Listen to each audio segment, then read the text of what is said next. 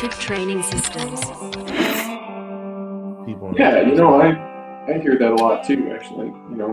And the whole reps and the deadlift thing is an interesting kind of back and forth. Yeah. And I don't know. Like you hear, well, it's stretch reflex. Well, maybe this much, maybe just this tiny little bit is stretch reflex because you have guys like Jason, guys like me. We're pausing on the floor. It's not just like pausing on the floor. It's like the bar is on the floor. All the tension goes out of your muscles, so there's no elastic tension anymore. When you do like a partial reset between reps. So I don't buy that. I don't buy the stretch reflex argument.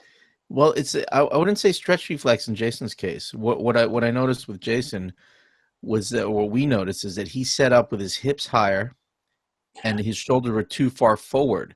And after he put down the first deadlift, setting up for the second, he got into a position he should have been in the first place. Right. And I'm not saying that, I know you're not making the argument for stretch reflex, but whenever we talk about why can people perform reps in the deadlift, or why should you or why shouldn't you, stretch reflex always comes into the picture. And I don't think it's a big player. I think position, and there's probably some other neurological phenomenon that's going on that makes a difference. His other observation is that he had more tension in his body after the first one. Yeah. So he was better set for it. Whoa. So go ahead. Yeah, so he was better set up for it for his second and second through 8 deadlifts, just being more vertical. What about you, Mark? Do you see that? Yeah, absolutely. And I think that's a lot of the basis for, why Matt Gary trains whatever. If you're going to do 5 reps, you're doing basically 5 singles in succession. Right. And I can see that. But on the other hand, I think that the flip side of that is, okay, maybe you're a little bit out of position for your first rep, and then you just bang on the second one and the third one and the fourth one and so forth. That kind of ingrains that movement pattern. Like Mike said, you can completely deload the bar at the bottom, release whatever, 95% of the tension, and still take off with in a better position on the second rep. And I think that just doing it, 4 out of 5 reps, if you're in a better starting position than the first rep, then that ingrains that pattern. Well, one of the things, no, totally makes sense. Like one of the things that I'm working on with Jason now is to kind of repattern his first deadlift to look like his second and subsequent deadlifts. Just make slight changes in body position so he's more efficient with his first pull. Like he doesn't pull the slack out. He loves a Texas power bar because of the whip, because he can pull on it. And I've forbid him from using that on his comp lifts because it's going to give him a false reading for when he goes into a meet. So now he's pulling out on Leco bar, and he's like, "How do I pull the slack out of that? I'll squeeze harder." And he'll get that. You don't get that nice kind of rubbery whip feel that you do from a 27 millimeter bar. Yeah. So that's been our approach, is just kind of now just practice better, kind of build better form on the first one. I think that can develop, and that'll take a little time, but we have time. Yeah, Mike and I have talked about this before. The basically being patient with the first rep. After that, you don't have to be so patient. You know where you need to be. But the first rep, if you rush it, you're going to be a little bit out of position. And that usually seems like you usually rush things when you get excited, which you get excited, at a top weight or whatever, which of course is the worst time to get so excited. So, that mental cue about just being patient and getting it all set up right before you start pulling, I think is big. Yeah. And Mark, I know that probably as much as anybody here, you're an advocate and a teacher of the whole tightness thing, pulling the slack out of the bar and getting tight. And that's a skill. Like that is strength in the deadlift. Like we talk about, like we talk about it as if it's a technical thing, and it is to some extent, but you're never tight enough. You can always get tighter. It's always part of your process to get to the next weight. You're going to have to get tighter than you are currently. I mean, that is the strength process, getting tight enough in the bottom that you can maintain a good position as you come off the floor. You know, some of it's like a technical learning thing, that, you can learn to be in a better position. You can just, figure things out technically, but I think a lot of it is just, that is what getting stronger means in the deadlift, Yeah. Yeah, the squeeze harder thing. Yeah, that makes a big difference. Thank you. What are you saying, Jim? Yeah, the other thing about just getting tighter in general is I think it's learning your proprioception of your body. As you get more advanced, I think a lot more people become extremely aware of what is feeling tight. When you first start out, it's like you're focusing on where you are, but not like what everything feels like in relation to the bar. It's like, okay, well, I'm gripping the bar, but how do my lats feel? How do my hips feel? How do my glutes feel? How do my hamstrings feel? Like, how does everything that is actually being utilized for the movement being utilized optimally? And in this case, are they all tight?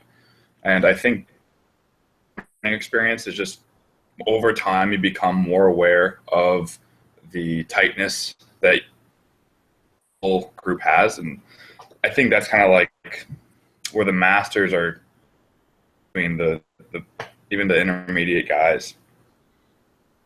Well, It sounds kind of cutting out a little bit toward the end, but I think I get the gist of what you're going for there. And yeah, I mean, when you're newer, and I wouldn't even say novice, it's just kind of this continual process of learning how to focus your attention. That's when people talk about learning which cues work for you and stuff like that. I think that's really what it comes back to is what is it that you're going to focus your attention on? You can focus on maybe 1-2 things at a time, and that's why. So like when we think of like what is a novice experiencing, what do we experience the first time that we do an exercise is a little bit of sensory overload. Where am I at in space, and just kind of feeling everything. And I think that process is part of the movement mastery process, where you just kind of gradually, more of the movement becomes automatic, and that allows you to focus more of your attention on fewer things. Well, I mean, absolutely. Yeah, I mean that's a good point, Mike. Is that I think the novice or someone coming into someone relatively new to lifting, they think that they have to focus on everything, and I don't know how often I hear that in the gym, and emails and just every form of communication. I hear that from people saying, how do I focus on everything? I can't do everything at once. And, my simple answer is I don't want you to do everything at once. Let's pick one thing and work through it. Then make that, as you were saying, Jim, make that second nature, and then add the next thing to work through. I remember a couple of years ago, Mike, when you gave me a cue just to, your cue of putting my shoulder blades, my lats in my back pocket. And then that worked for me. And that was it. Did Jim just fall off his chair? That's amazing. But anyway, that was that was a cue that worked, and that was one thing to focus on, not everything else, but then kind of building and building and building on it. And it takes years and years and years to master this stuff. Yeah, absolutely it does. And yeah, another thing I've noticed too is that, like with, say, the deadlift setup in particular, I'm trying to coach guys to build that tension and in the whole system, the bar and themselves, so that they're in the correct starting position with a lot of tension before they start pulling. Well, then they'll get the position just about right, but they'll make comments like, man, the weight is really heavy. I mean, I was pulling this right off the floor before. Well, yeah, it is really heavy right now because your focus, just like you were saying, is all on where am I in space and in the tension and your own body. And and you're not focused on lifting the weight. You know, it's not anywhere near second nature yet. So do it 5,000 more times, and you know, or even whatever, 50 more times, and it'll be a lot easier. Well, since we're kind of focusing on deadlift, or at least using deadlift as a context for this conversation, there's a whole issue of people that have a tendency to round their back in the deadlift, you know, and you know, I've always kind of taken the position that, you know, you're an adult, and if you understand that you're assuming more risk by doing that, then, you know, that's your thing to do. But I've become a lot less tolerant of that sort of thing in the last couple of years, I would guess. But, you know, pushing people more and more toward a flat back position whenever we can. And that transition is really hard to make. If you have somebody who is just naturally, their natural inclination is to pull in this cat back position, and you're trying to teach them to really get a neutral spine and really lock it in, that it's a tough transition, you know, because a big part of it is just what we're talking about, technical and proprioceptive and all that stuff. A big part of it is also strength. You know, they've got to develop strength in all these new positions, and it's a way that their body may not even be naturally inclined to move into, you know. So it's a difficult thing. One thing that I found to be effective for that, I mean, I think the first thing, probably the most obvious thing, is you've got to practice, you know, in that position. So we're going to reduce the weight and do whatever we've got to do so that they can maintain a neutral position for all their training, so that they're actually training the movement that's required. They're training all those muscles in the way that they're supposed to be trained. Yeah, so that, I mean, that's probably the first step. You know, you guys, what's some kind of other things? I know that we're all going to agree on we've got to train the competition lift with good technique, but what other stuff have you guys found effective for helping people kind of get in a more neutral position? Reduce the weight, for one, is the big one, but then I feel like we need to have, like, you know, a dozen psychology sessions on why it's okay to reduce the weight for a period of time, because people are afraid that if they reduce the weight, they're not getting stronger. But then we have to explain to them, or we being me, or all of us as a coaching group as well, just explaining to them that reducing the weight will allow them to build these muscles. And I think that's part of it. And what I think, if we can get over that hurdle in and of itself, I think that's one of the big things. But yeah, reducing the weight and focusing on one thing, you know, singular focus, and slowly building from there, I think are two of my big things that I work with. It's really important to notice also the weight. It's not take the weight down to, you know, 135. It's from my perspective, it's lower the weight to a point where we don't see that rounding back or flaw we are trying to improve, but only just to the point where no longer happens, so you can get stronger from the greatest point possible, instead of reducing the weight on zero just because, you know, you have a rounded back. Oh, sure. Yeah, absolutely. And you're going to, the idea is to still lift what you can lift, but do it with good technique. I found, though, that for people that have this natural inclination for rounding their back, it's a tough thing, because as much as we like to believe that, you know, your back is either flat or rounded, it's a binary condition, you know, it's either one or the other. It's really not. And I mean, I get a lot of compliments on my deadlift technique, and that's great. But if you look at some of my very heaviest deadlifts from the side, there is some back rounding that goes on, you know. It's not a lot, and I'm glad that it's not more than it is, but there's a little bit, you know. So one issue is kind of, where do you draw the line? What's acceptable, you know, because they're trying to push that weight a little bit. They're trying to work hard and they're trying to get stronger. But when they do that too much, they have a tendency to flex under load, and that's not good. So it kind of becomes this a little bit of a slippery slope, because that first week, everything is locked in. The second week, we go a little bit heavier. Maybe it's still locked in. But then as that progression keeps going, well, this week I just had a little bit of rounding. I wouldn't even call it rounding. I just kind of went back to neutral. Was that acceptable or not? If we say, yeah, that's acceptable, what if it's just like 1 or 2 degrees past? What if it's just a little bit more than that? And we're judging, human movement usually from a video that's happening in real time, and it's not a clear-cut situation most of the time.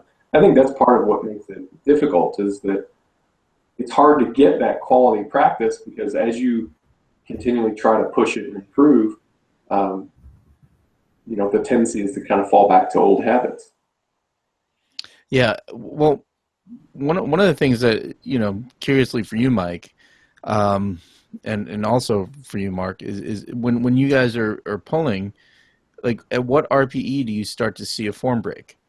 Or let's even talk about the form deviation, because if we're talking, everybody kind of uses variations of RPE scales. So there's a RPE scale for pain and an RPE scale for, I use it a lot for technique as well.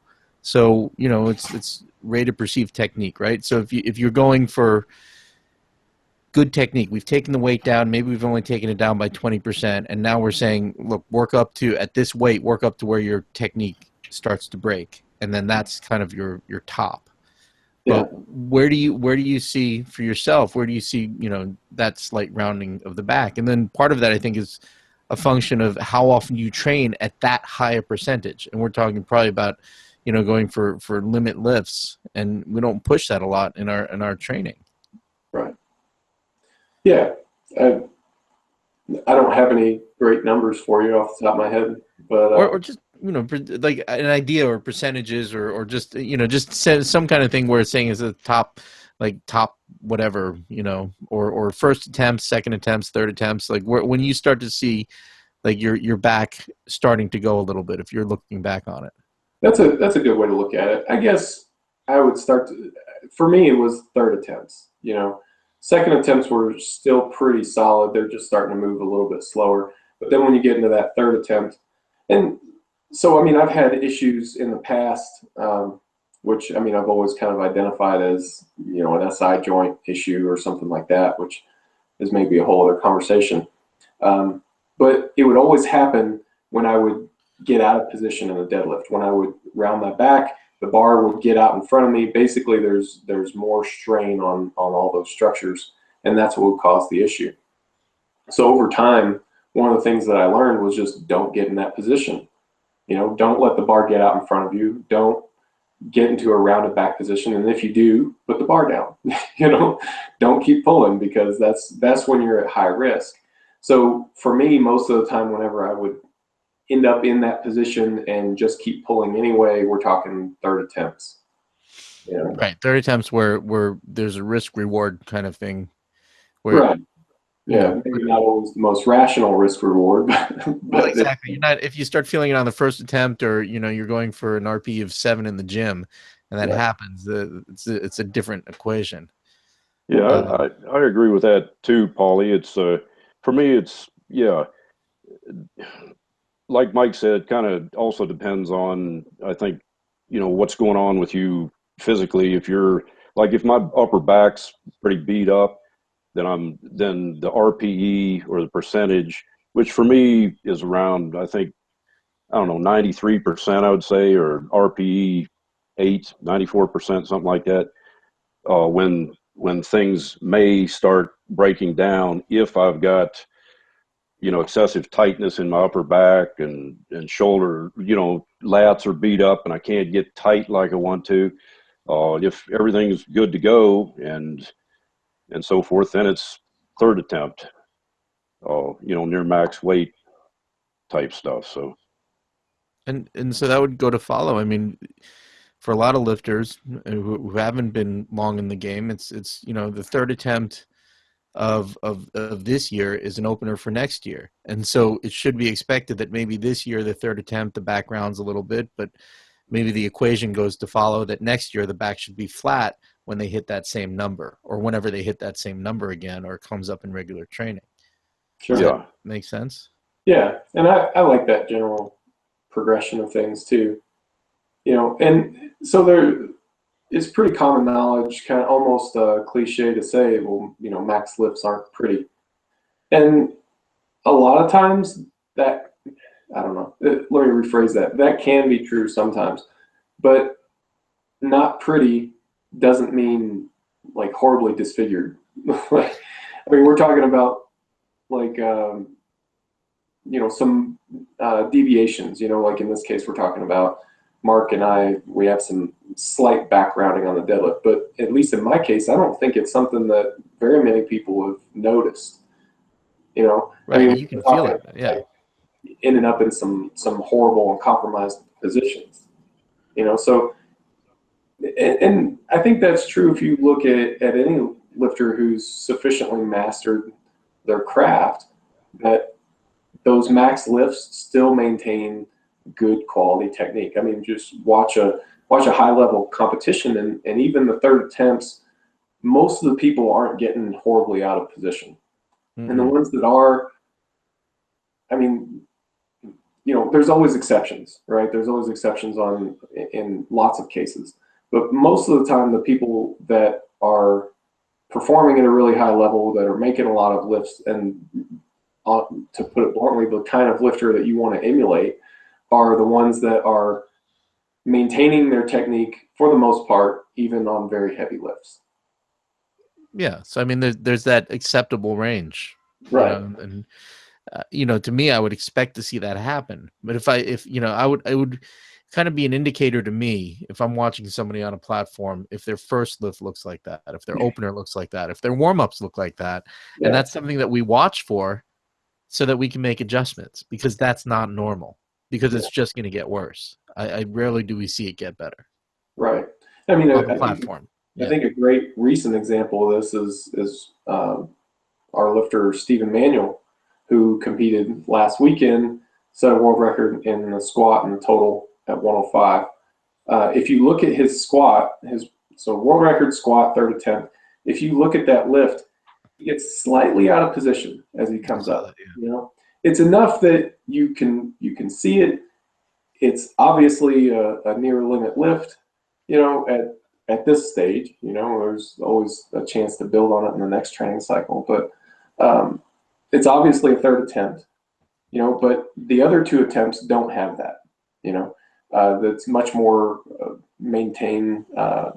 Position is maintained much better in the first two attempts. And so that's what I think people mean. I think that's a great example of like, well, max lifts aren't pretty. Well, it's still pretty. That was a good lift. I mean, that third lift, that moved. There was right. There was a slight kind of backward or back, one way or the other, but there was a shift, right? And I saw that, but he kept moving. Absolutely. And so maybe the phrase is what needs to change. Instead of saying max lifts aren't pretty, it's just max lifts aren't perfect. Right. You know? Yeah. I mean, they're still pretty darn good, you know? Yeah. If they were perfect, then they honestly, I don't think they'd look like a max lift. I mean, that's, I guess maybe that's what we've come to expect from seeing a max lift, seeing somebody get slightly out of position and then bring it back together and finish strong. I mean, to me, that's the best kind of third attempt. Well, that, again, kind of going back to the tightness and the deadlift thing, like that is strength. You know, your ability to maintain that position and produce force and complete the lift, like that is being strong. And if you attempt a weight that gets you slightly out of position, then that's the indicator that you're nearing the end. You know, there's not a whole lot of slack left, you know. And to clarify, just the end for that meet, not the end forever. Right, yeah, right. Yeah. Okay. That's it. Everybody's done. Hang it up. You're retired. Yeah. Mike said you're at the end. Yeah. Like I'm one to tell anybody that they're at the end. Goodness. People listen to you, Mike. You're like, I don't know why. Well, if they do listen to me and I have some things to tell them.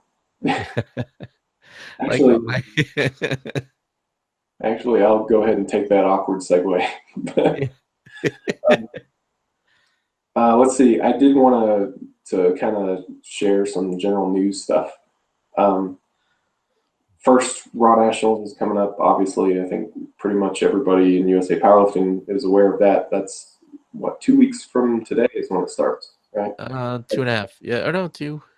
2 weeks from the time of this recording. Yes. 2 weeks from today. So look, I'm really looking forward to that. It's going to be a really good time in general. But then we're going to have a booth there. So if you are also there, make sure to stop by and say hello. Also, probably the bigger thing I want to mention is that starting next month, which is coming up here in a couple days, we're going to be starting Classroom Mesocycles. Classroom Mesocycles is the second class in the series, but it's okay. You can go ahead and join that class if you're not a member of Classroom already.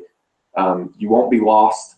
We'll catch you up and everything, and you'll have an opportunity to catch up previous lessons at another time. But Classroom Mesocycles is an online class. We're talking about developing really, really good training cycles. So we're going to cover topics like periodization, a bunch of different methods of periodization. We'll give you a framework for writing your own training programs, talk about combining different strategies, best practices for the different power lifts. I mean, it's a really good class. And if you're interested in writing your own training programs, you definitely should check that out. We'll put a link to registration plus more information and all that stuff in with the podcast. But if you're listening on a phone or something like that, it's store.reactivetrainingsystems.com, and then click on Classroom. You're looking for Classroom Mesocycles. That's the one that you're interested in. So that's kicking off next month. You don't have to attend any live classes. We'll give you the videos, and you can have the videos forever. Yeah, really good stuff. I've really enjoyed doing those classrooms. They're a lot of fun, and I think people learn a lot through those processes. So those are the two things that I wanted to kind of plug here at the end. But other than that, I mean, pretty good rambling discussion here, I would say. You know, backgrounding in the deadlift, tightness in the deadlift, telling everybody to quit, you know. But yeah. So any other final things, final read-text? Just we look forward to seeing everybody at Raw Nationals, and just come up and say hello. Yeah, absolutely. All right, guys. Well, that's it for this week. I'll see you next time. Reactive Training Systems.